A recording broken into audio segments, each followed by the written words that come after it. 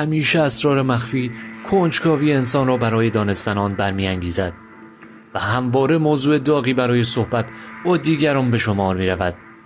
امروز به بررسی موضوعی که چند سالی است کم و بیش در میان جامعه از زبان دوستان و آشنایان خود میشنویم میپردازیم که آیا ایران موفق به دستیابی فناوری پلاسمایی شده است؟ آیا حدس برخی از مقامات آمریکایی در این مورد درست است؟ آیا ایران موفق به ساخت یوفو یا همان بشقاب پرنده که با فناوری پلاسمایی پرواز میکند شده است؟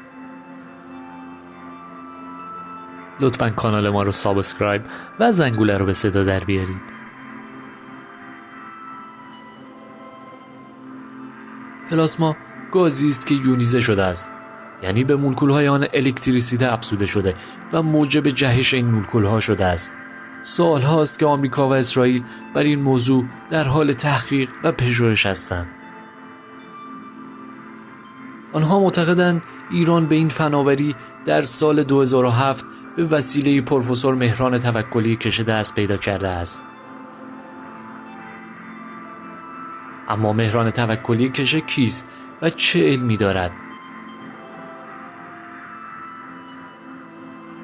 پروفسور توکلی شخصیتی بسیار شاخص و مطرح در جهان دارد. آن را با انیشتن مقایسه می‌کنند.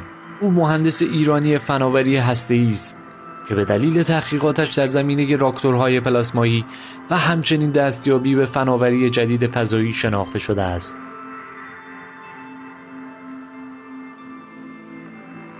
به گفته برخی منابع آمریکایی برای به زمین نشاندن هواپیمای بدون سرنشین آمریکایی در دسامبر 2011 میلادی در نزدیکی مرز ایران و افغانستان استفاده شده است. با او مصاحبات بسیاری صورت گرفته است که با کمی سرچ به همگی آنها دسترسی خواهید یافت.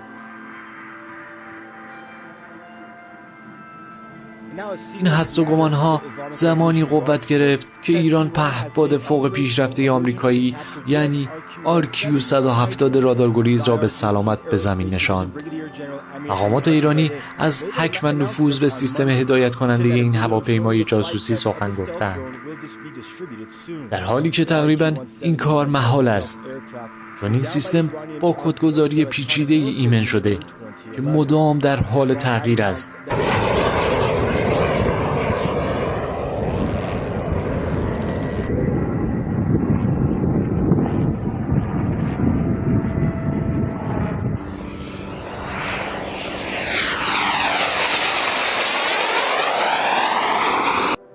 در یکی از قسمت‌های مستند معروف و پرطرفدار آمریکایی یعنی فرازمینی ها نیز به این موضوع پرداخته شده است و کارشناسان این مستند حدس و گمان‌هایی در این مورد به میان آوردند که برایتان خواهیم گفت.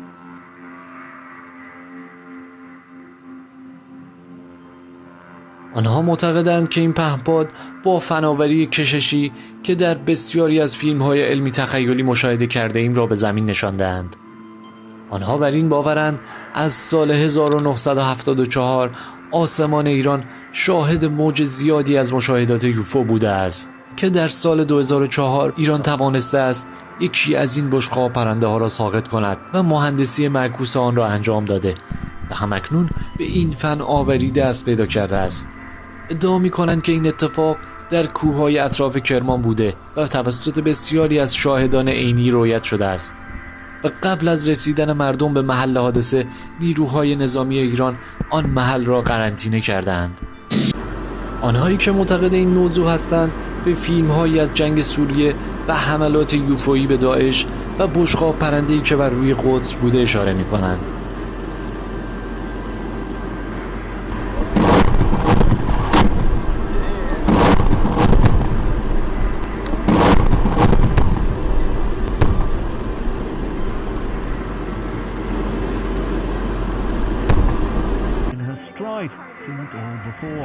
We've seen them in Mississippi like this, but never like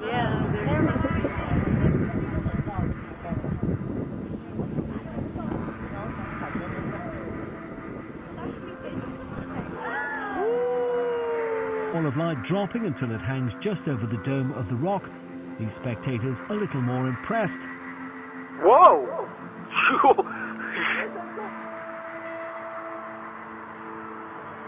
همچنین به مصاحبه زنده‌ای که صادق زیبا کلام با شبکه راشا تودی داشت و شیء نورانی بسیار سریع در پس زمینه که به صورت زنده از آسمان تهران پخش می‌شد نیز تاکید دارند و معتقدند پیامی مخفی از جانب مقامات ایران برای اسرائیل و آمریکا بوده است.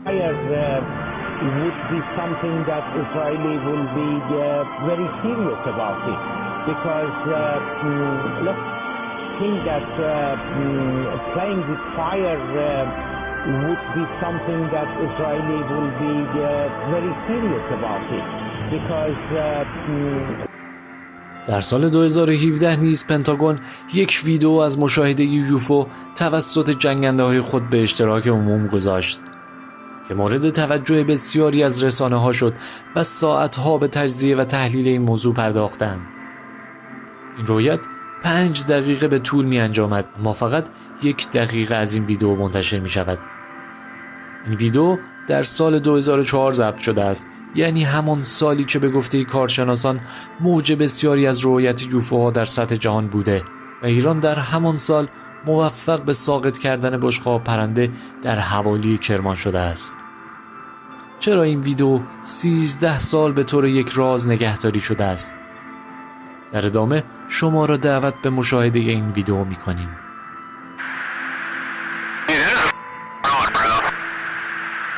There's a whole fleet of them. Look on the ASA. My gosh. They're all going against the wind. The wind's 120 knots from the west. Look at that thing, dude.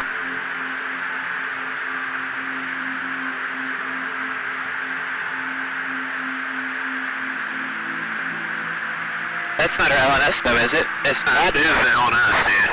Well, if there's like another thing, it's rotating. در آخر این ویدیو مصاحبه ای از خلبان جنگنده‌ای که موفق به ضبط این تصاویر شده است را براتون قرار خواهیم داد. ما در این ویدیو فقط به بررسی حدس و گمان‌های افراد و کارشناسانی که بر این باورند ایران موفق به دستیابی فناوری پلاسمایی و ساخت یوفو از مهندسی معکوس از فرازمینی‌ها موفق شده است را آورده ایم و در مورد درستی و نادرستی آن اظهار نظر نمی‌کنیم. نظر شما در این مورد چیست؟ آیا تجربه مشاهده این یوفوها بر فراز آسمان ایران را دارید؟ نظر خود را با ما به اشتراک بگذارید. لطفاً کانال ما رو سابسکرایب و زنگوله رو به صدا در بیارید. UFOs have been the stuff of conspiracy theorists for decades, often mocked for talking about it, but maybe they shouldn't be mocked. Commander David Fravor spent 18 years as a naval aviator, a pilot. In 2004, he had an unforgettable encounter with an aircraft he said was defying the laws of physics. Former Commander Fravor joins us tonight. Thanks a lot for coming on tonight. Tell us what you saw. Well, we had launched on a routine training mission. When we joined up, we were told that the event was going to be canceled and that we had real-world tasking, and we were sent out to the west. Now, take in mind that this has taken place about 100 miles southwest of San Diego, between San Diego and Ensenada, Mexico, Yep. On a clear, perfect day, blue waters. We get out to the spot where they tell us it's at. We start looking around, and both airplanes see a disturbance in the water and a white 40-foot long tic-tac shaped object just hovering above the water, going forward, back, left, right. There's no rotor wash, there's no wings, nothing.